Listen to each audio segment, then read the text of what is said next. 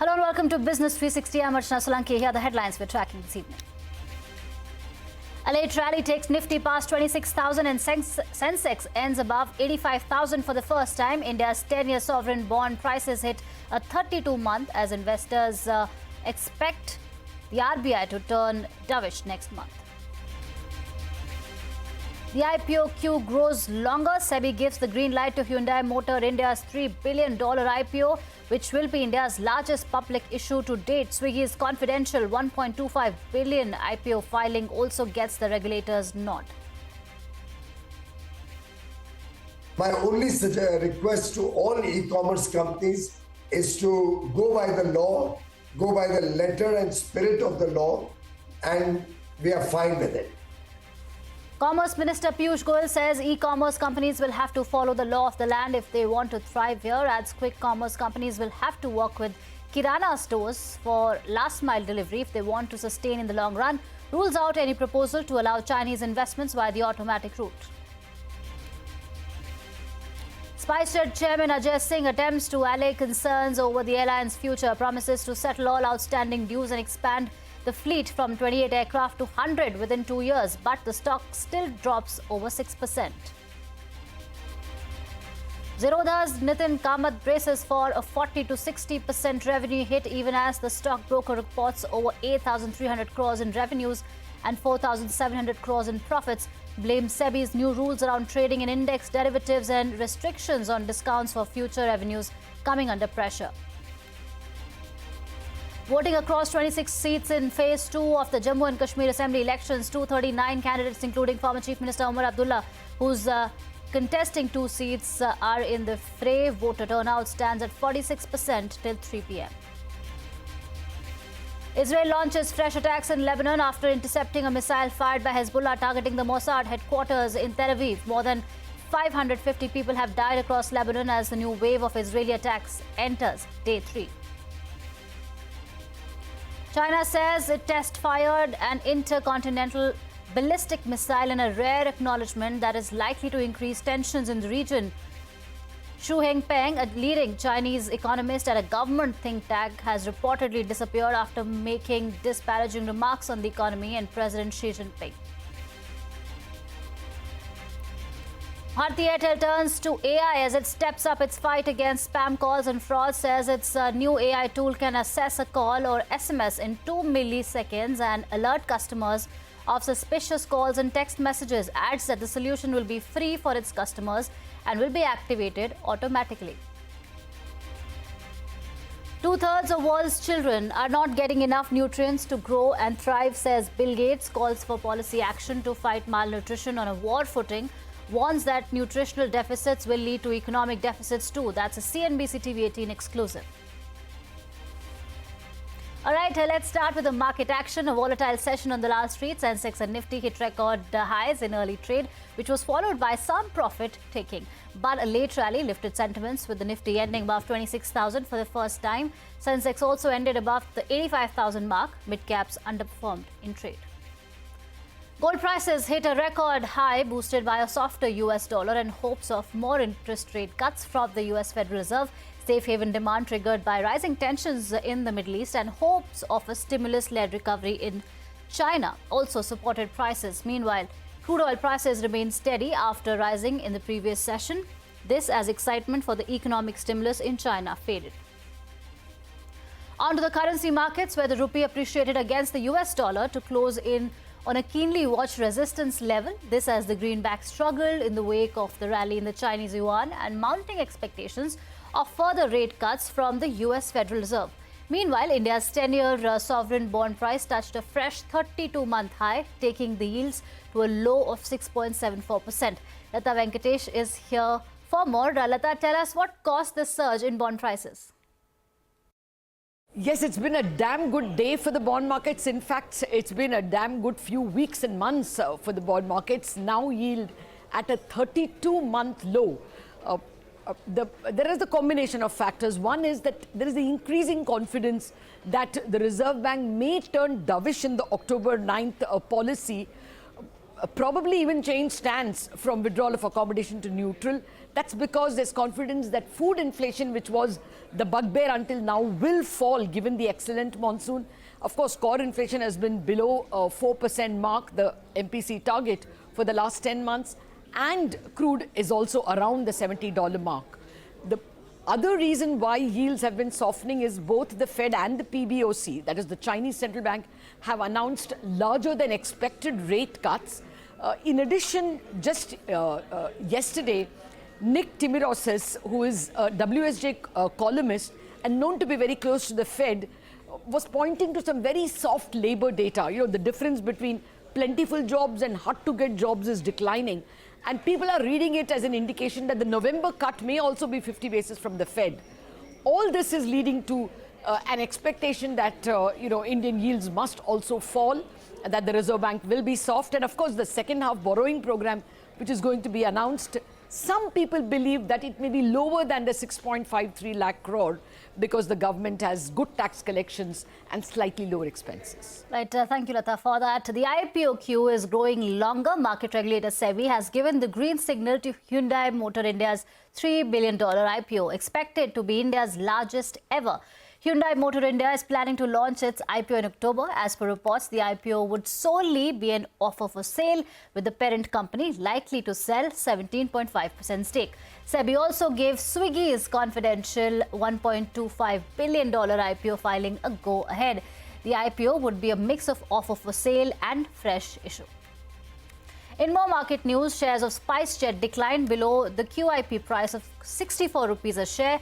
Remember, the company said it received an overwhelming response from prominent investors for the 3,000 crore QIP. Ajay Singh, the chairman and managing director of the airline, told CNBC-TV18 that the proceeds from the fundraise are sufficient to support the airline's revival for many years. He promised to clear statutory dues in the next few weeks and expects the fleet size to grow from 28 to 100 planes in the next 2 years. In our view, this money is more than sufficient to fund our business plan for several years to come. We are in this process of reviving the airline. We are currently roughly in the same position that we were in 2015. And the plan, just like in 2015, is to expand quickly. We are flying about 28 aircraft, and the idea is to get to 100 aircraft over the next 2 years. So by when do you get back to 5,000 flights? You were doing that earlier this year. I think that number has come down to sub 3,000.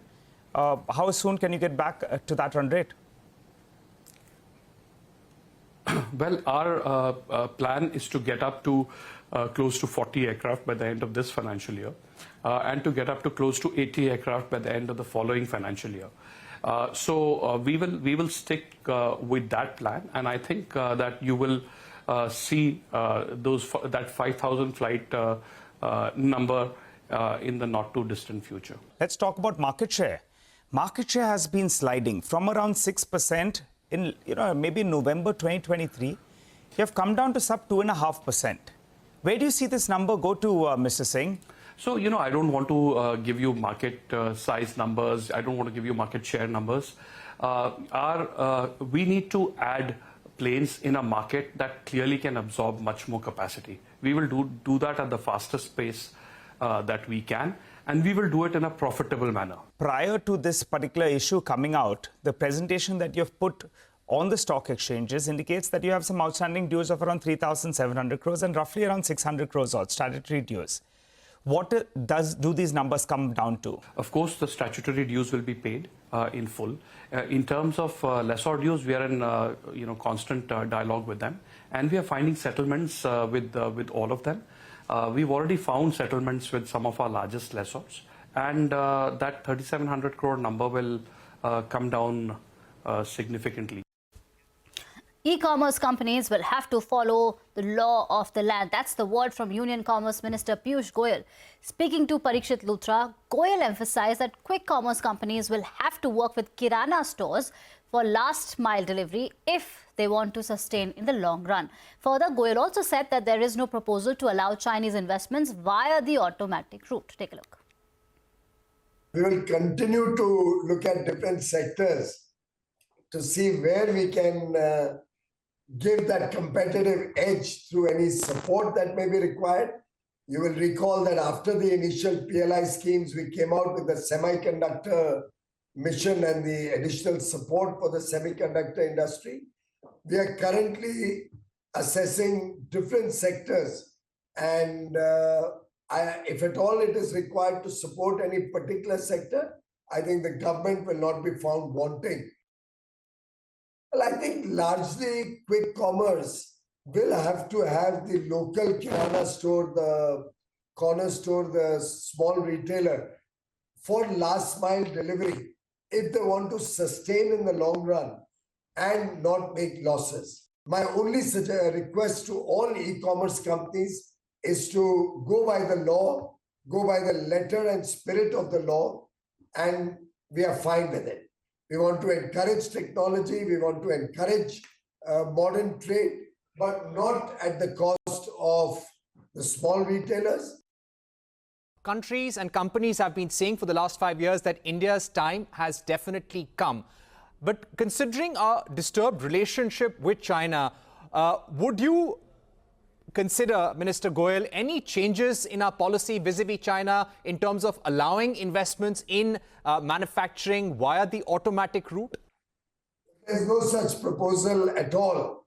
We have a framework in place for any Chinese investments, and they will continue to have to go through that framework. All right, speaking of China, the country has test-fired an intercontinental ballistic missile. The rare acknowledgement by China is likely to increase tensions in the region. According to China, the long-range missile was carrying a dummy warhead and fell into the Pacific Ocean. China did not specify the exact location, though. A top Chinese economist has reportedly disappeared after criticizing the country's economic policy and President Xi Jinping. According to the Wall Street Journal, 55-year-old Xu Hengpeng, who was working with the Chinese government think tank, was detained in April for the comments he made in a private WeChat group. India's External Affairs Minister J&K said the relationship between India and China is significantly disturbed. Last week, J&K said 75% of the disengagement issues with China have been resolved. Now, J&K asserted that he was specifically talking about the disengagement process and the overall relationship with China remains strained. Right now, both sides have troops who are deployed forward. And when I said 75% of it has been sorted out, I was asked in a way to quantify it, to give a sense. It's only of the disengagement. So that's one part of the problem. And the main issue right now is the patrolling. Once we deal with the disengagement, there is the larger issue, which is both of us have brought very large number of troops up to the border. So there is what we call the de-escalation issue. Then there is the next step is really how do you deal with the rest of the relationship, because right now the relationship is very significantly disturbed. All right, time for a short break, but coming up next, voting across 26 seats in the phase 2 of Jammu and Kashmir Assembly elections is underway.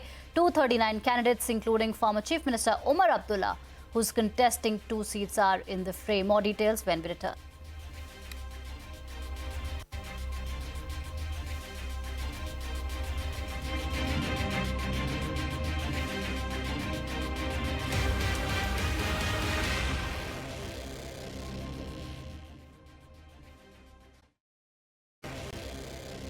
Welcome back. Bharti Airtel has launched what it claims is India's first artificial intelligence-powered tool to alert customers about suspected spam calls and text messages accurately.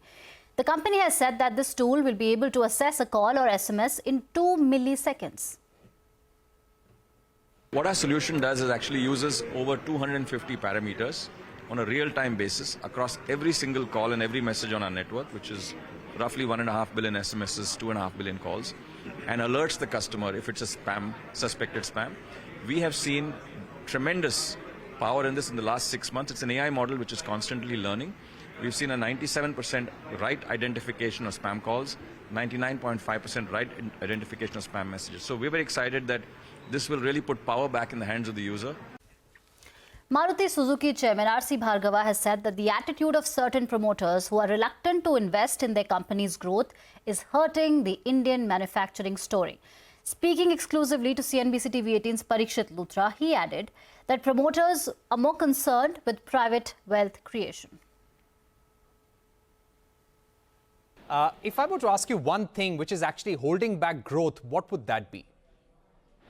I think it's the attitude of a lot of promoters who are reluctant to adopt growth of their companies and to do what is required for the growth of that magnitude to take place, and are more concerned with their private wealth creation and their quality of life and improving their assets and buying houses and airplanes and such things. I think more and more money must be retained in the company and invested in growth. The big national story we are tracking: 26 assembly seats across 6 districts went to polls in phase 2 of Jammu and Kashmir assembly elections today. Voter turnout till 3 p.m. had been reported at just over 46%. The first phase had seen a healthy voter turnout of over 60%. This phase will decide the fate of 239 candidates. Former Chief Minister Omar Abdullah is contesting from Gandarbal and Budgam. A group of diplomats from 16 foreign missions were in Srinagar to observe the voting. Omar Abdullah said they were guided tourists. My colleague Esha Anwani decodes the key battleground constituencies from Gandarbal, the Abdullah family stronghold. The polling in the second phase of J&K Assembly elections is on, and there is brisk voting that is taking place across all the districts of Jammu and Kashmir. In Kashmir, there's a strong competition between Umar Abdullah and Bashir Mir of the PDP, while the National Conference is in alliance with the Congress and are trying to get maximum seats out of them, out of the seats which are going to polls today. More than 25 lakh voters are deciding the fate of these candidates. Now, the highest candidates are in Habakadal constituency.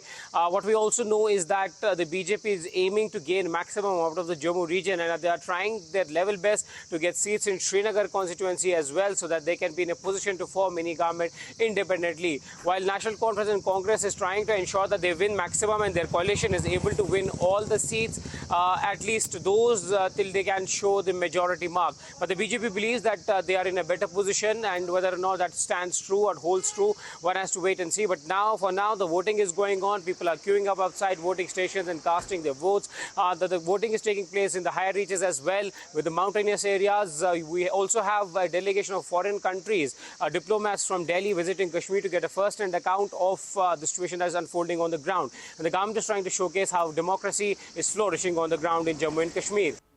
The Supreme Court has accepted Karnataka High Court Judge Justice Srishananda's apology for referring to a locality in Bengaluru as Pakistan during a case hearing.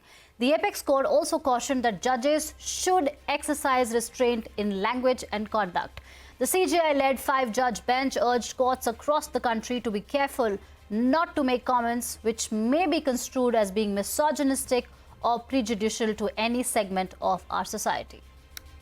The Bombay High Court has expressed skepticism over the Maharashtra Police's version of the custodial death of Akshay Shinde, an accused in the Badlapur sexual assault case. As per the police, the accused allegedly seized an officer's revolver and opened fire while he was being transferred from Taloja jail to Thane crime branch. The police said that cops had to shoot him in self-defense. The court called for an impartial and fair probe into the death of the accused. In global news, tensions in West Asia continue to rise as Israel continues to attack southern Lebanon. Iran-backed militia group Hezbollah has confirmed the death of a commander. This has come as after Israeli military claimed that they killed him in a strike, along with 6 more people in a fresh attack. Hezbollah has said that the group has fired a ballistic missile targeting Mossad's headquarters near Tel Aviv. Thousands of people have fled southern Lebanon, and the death toll in the country has risen to 569, including 50 children. Meanwhile, Israel's defense minister has said that Hezbollah has suffered severe blows and Israel is ready to strike further if provoked. At least 53 people have been killed across Gaza over the past 24 hours. The UN has urged the Israeli military to stop attacking schools that provide the last shelter to Palestinians. This has come after Israeli forces killed 32 Palestinians in 3 attacks on Gaza schools over the past few days. From one war-torn nation to another, Ukrainian President Zelensky has told the United Nations Security Council that negotiations will not be enough to end the war in Ukraine. He added that Russia needs to be forced into peace. In his address, Zelensky said Russian President Putin is committing an international crime and will not stop this war on Ukraine on his own. Putin has broken so many international norms and rules that he won't stop on his own. Russia can only be forced into peace. And that is exactly what's needed, forcing Russia into peace as the sole aggressor in this war, the sole violator of the UN Charter. Our Ukrainian right to self-defense must prevail. All right, on to a CNBC-TV18 exclusive. 2/3 of world's children are not getting enough nutrients to grow and thrive. That's the word coming in from Bill Gates. Speaking to Shireen Bhan, Gates has called for policy action to fight malnutrition on a war footing. He has also warned that nutritional deficits will lead to economic deficits too. You said that if you had a magic wand, the one issue that you would like to solve is the issue of malnutrition. And I think people don't understand fully or don't relate the economic implications and the economic impact of that. You know, walk us through what you believe governments need to focus on as the economic implications of malnutrition.